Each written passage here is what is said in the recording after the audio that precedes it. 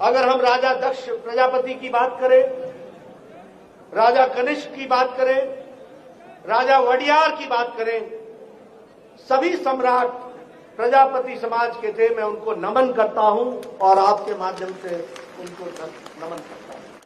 बहुत ही जुझारू और कर्मशील थोड़ा देख लो पार्टी के अध्यक्ष, दिल्ली प्रदेश के अध्यक्ष और आपके लोकप्रिय सांसद श्री मनोज तिवारी जी, हमारे स्वागताध्यक्ष प्रणब टेकचंद हसनवाल जी, हमारे रणजीत सिंह जी उपाध्यक्ष हरियाणा विधानसभा में, कृष्ण सरवारा जी संयोजक, राकेश प्रजापति जी संयोजक, हमारे सम्मानीय सरदार रघुवीर सिंह जी, सम्मानित मंच और यहां उपस्थित हमारे प्रजापति समाज के सभी देवियों और सज्जनों, मेरे नौजवान बड़े हौसले वाले युवा मित्र और मीडिया के मेरे साथी, प्रिंट मीडिया और इलेक्ट्रॉनिक मीडिया के साथी, मुझे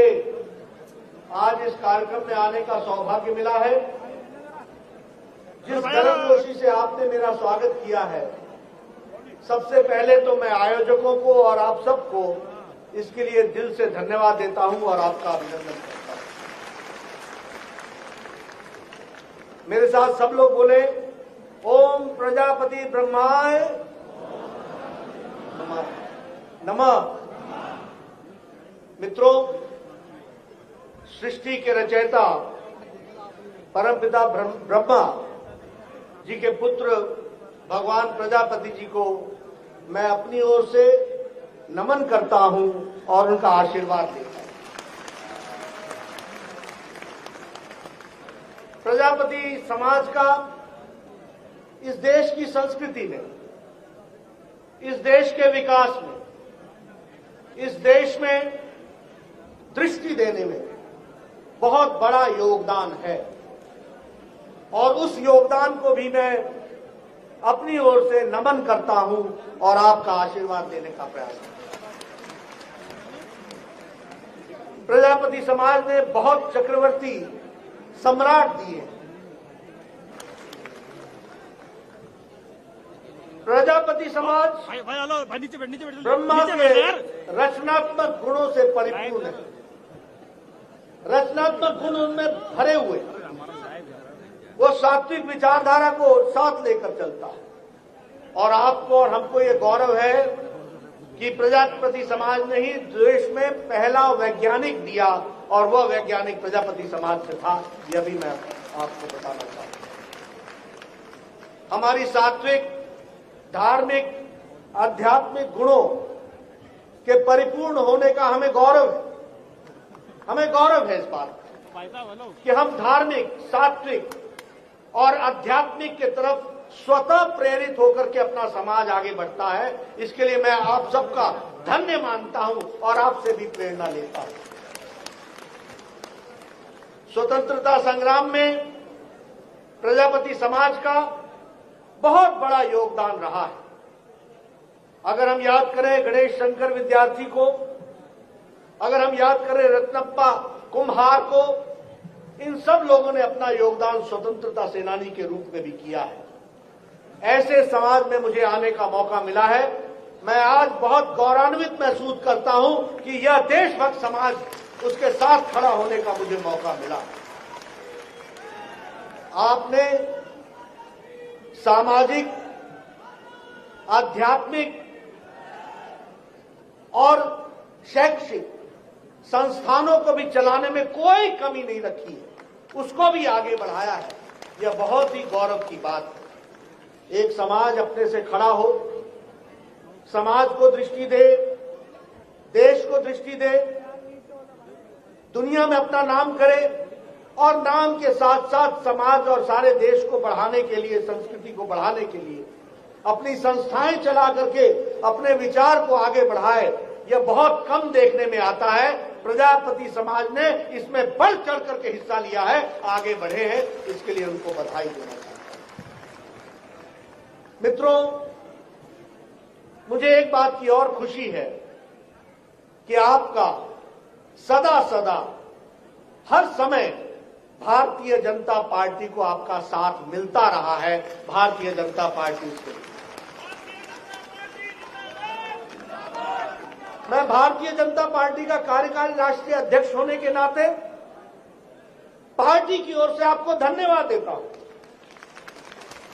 कि उदय काल से लेकर कष्ट में भी रही पार्टी या अच्छे दिन भी हर समय प्रजापति समाज भारतीय जनता पार्टी के साथ खड़ा रहा है। इसके लिए मैं आपका धन्यवाद करता हूं। मित्रों, आपसे प्रेरणा लेकर जब जब हमारी सरकार जहां जहां आई, उन्होंने हमेशा, हमारी पार्टी की सरकारों ने हमेशा राष्ट्रभक्ति, देशभक्ति, समाज हित में काम करके आगे बढ़ने का प्रयास किया है। यह भी मैं आपको बताना चाहता हूं। और इसीलिए जब आपका हमको समर्थन मिलता है, जब आपका सहयोग मिलता है, तो मैं पार्टी की ओर से आपको विश्वास दिलाना चाहता हूं कि पार्टी में भी राजनीतिक भागीदारी और सामाजिक भागीदारी में हम पीछे नहीं रहेंगे, उसको आगे बढ़ाएंगे। इस बात का आपको हम ध्यान रखेंगे। अभी अभी श्याम जाजू जी ने आपको बताया कि किस तरीके से बड़ी छोटी अवधि में मोदी जी के नेतृत्व में देश ने बहुत महत्वपूर्ण फैसले लिए, जिससे देश हित में आगे बढ़ने में और देश को मजबूती प्रदान करने में बहुत बड़ा अवसर मिला है। मैं आपके सामने बताना चाहता हूं, धारा 370, हम सब लोग बचपन से नारा लगाते थे, एक देश में दो निशान, दो विधान, दो संविधान, दो प्रधान, नहीं चलेंगे। लेकिन बहुत लोगों को नारा लगाने के बाद भी विश्वास नहीं था कि हम इसको पूरा कर पाएंगे। लेकिन आपने अपनी उंगली से कमल का बटन दबाया था और 6 अगस्त को हमारे मनोज तिवारी से लेकर के दिल्ली के सारे 7 एमपी से मेल लेकर 303 एमपीओ ने अपनी उंगली दबा करके धारा 370 को धाराशाही कर दिया। यह काम मोदी जी की इच्छा शक्ति के कारण हुआ और अमित शाह जी के सूत्रधार होने के कारण हुआ, यह हमको समझना चाहिए। अमित शाह जी इसके शिल्पकार बने। जो लोग इसका विरोध कर रहे थे वो धरे के धरे रह गए। जो लोग 70 साल से देश को आगे बढ़ने से रोक रहे थे वो धरे के धरे रह गए। ये इसलिए संभव हुआ कि आपने ताकत हमारे एमपीओ को दी और हमारे एमपीओ को ताकत मोदी जी का नेतृत्व ने दी, और उस कारण से धारा 370 धाराशाही हो गया। ये हमको ध्यान में रखना चाहिए। मित्रों, आपने बहुत बड़ा काम किया है। धारा 370 के कारण 106 कानून भारत सरकार के जम्मू कश्मीर की धरती पर लागू नहीं हो रहे। आपको जानकर के आश्चर्य होगा कि महिलाओं का अगर उत्पीड़न हो तो domestic violence act Jammu Kashmir में नहीं लगता था। अगर बच्चों का उत्पीड़न हो तो POCSO, prevention of sexual abuse against child, ये लागू नहीं था। हमारी बहनों को अगर वो शादी किसी और प्रांत के लोग से कर ले तो संपत्ति से बेदखल हो जाती थी। हमारे गुर्जर भाई, हमारे बकरवाल भाई जो राष्ट्रभक्त हैं, जिन्होंने देश की सेवा की है, जो भारत की फौज के साथ, पाकिस्तान के साथ बॉर्डर पर लड़ते हैं, उनको राजनीतिक रिजर्वेशन नहीं था, आरक्षण नहीं था। सारे लाहौल स्पीति, सारे लद्दाख में ट्राइबल होने के बावजूद भी लद्दाख की सीट ट्राइबल नहीं थी। लेकिन आपने धारा 370 समाप्त किया। अब ये सारे कानून भारत के जम्मू कश्मीर की धरती पर लग रहे हैं, ये आपने करके दिया है और उनका विकास किया है। ये आपने आपको जानकर के आश्चर्य होगा कि वाल्मीकि समाज का व्यक्ति जम्मू कश्मीर में सिर्फ सफाई कर्मचारी की सरकारी नौकरी ले सकता था और कोई नौकरी नहीं ले सकता था। और क्या कहते थे कि हमारे पास क्योंकि सफाई कर्मचारी नहीं है इसलिए तुमको हम ये नौकरी दे रहे हैं, नहीं तो हम कोई नौकरी नहीं दे। आज मोदी जी ने अब सफाई कर्मचारी का बेटा भी जुडिशरी में जा सकता है, जज बन सकता है, वकील बन सकता है, आगे सर्विस में नौकरी कर सकता है। मित्रों, इस तरीके की प्रताड़ना के बीच में धारा 370 ने सबको राहत दी। ट्रिपल तलाक, अगर प्रजापति समाज, हम सारा समाज, हम सब लोग, भारत के लोग अगर सती प्रथा को बंद कर सकते हैं, अगर बाल विवाह को बंद कर सकते हैं, अगर दहेज प्रथा को बंद कर सकते हैं कानूनन, अगर हम बहनों को संपत्ति में बराबर का कानूनन अधिकार देते हैं, तो हमारे मुस्लिम बहनों पर यह लटका हुआ ट्रिपल तलाक, इसको भी मोदी जी ने इसको भी सिरे से खारिज कर दिया। ये हमको ध्यान में रखना चाहिए। अभी हमारे ये सिटीजन अमेंडमेंट एक्ट आया, जो सिटीजन अमेंडमेंट बिल के नाम पे जानते हैं। हमारे विरोधियों ने पहले पार्लियामेंट में किया, अब दूसरी तरीके से विरोध कर रहे हैं। ये है क्या सिटीजन अमेंडमेंट एक्ट?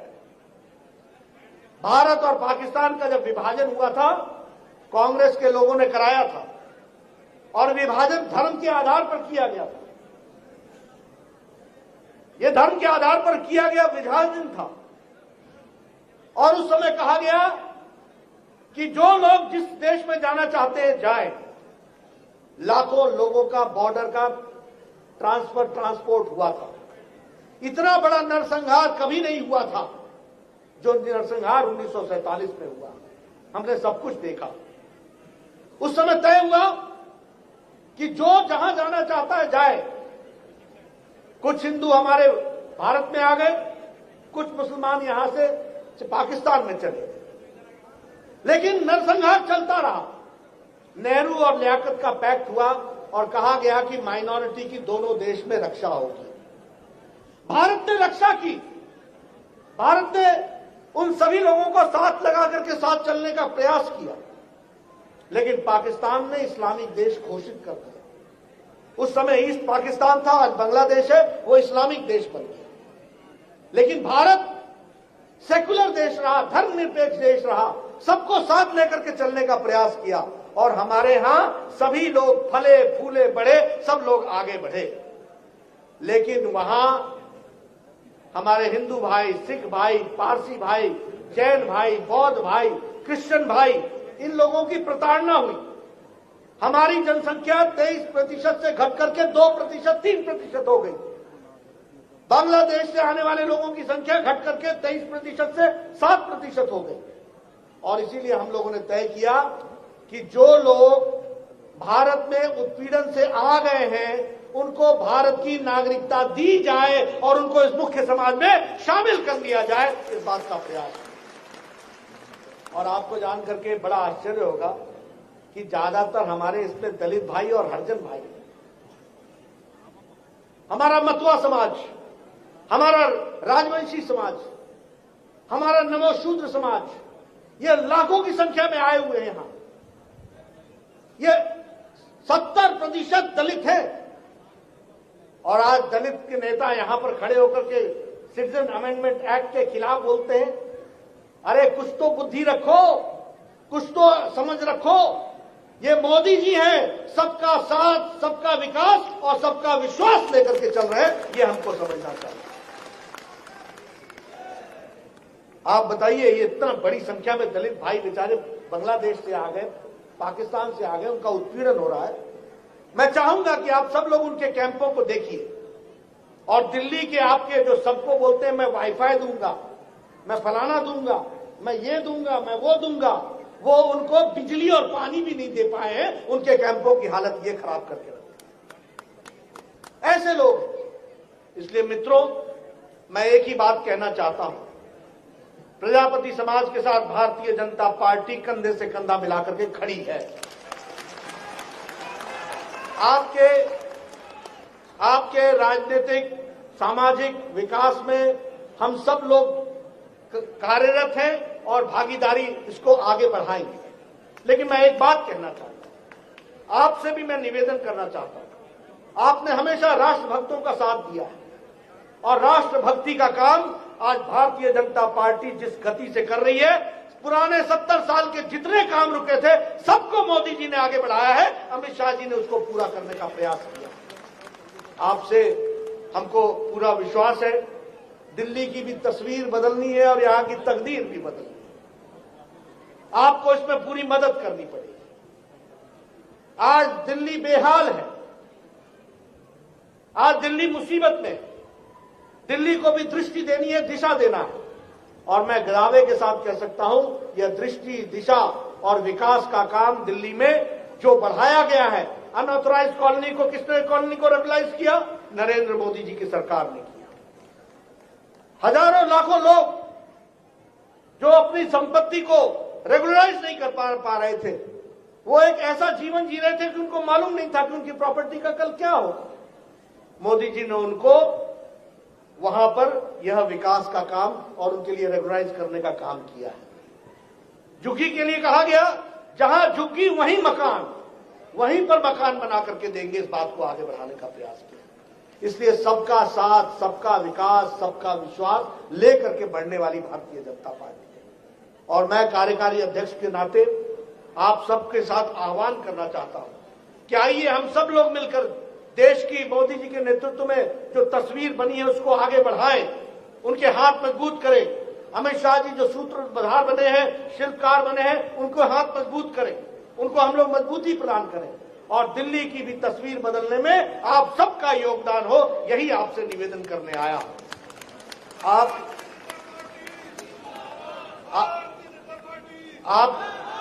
आपके साथ खड़े होकर प्रजापति समाज जो अपने आप में राष्ट्रभक्त, देशभक्त और संस्कृति की रक्षा करने वाला है, वह आगे बढ़े और उसको बढ़ाने में हमारा पूरा योगदान रहेगा, सहयोग रहेगा। इन्हीं शब्दों के साथ बहुत बहुत धन्यवाद। जय भारत, जय दिल्ली, जय प्रजापति समाज।